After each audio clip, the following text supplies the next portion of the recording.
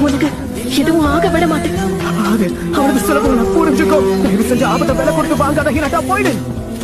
நான் உன்னை காப்பாத்துறதுக்காக தான் இங்க வந்திருக்கேன். உன்னோட சிரிப்பு தான் என் வாழ்க்கையில ஒளிய கொண்டு வந்தது. நரட்டும், உன் கூட கடைசி வரைக்கும் இருக்கணும்னு ஆசைப்பட்டேன். அதனால இன்னைக்கு என் உயிரை போனாலும் சரி, நான் உன்னை கண்டிப்பா காப்பாத்துவேன். ஏன் தெரியுமா? ஏன்னா நான் உன்னை காதலிக்கிறேன் நரட்டும்.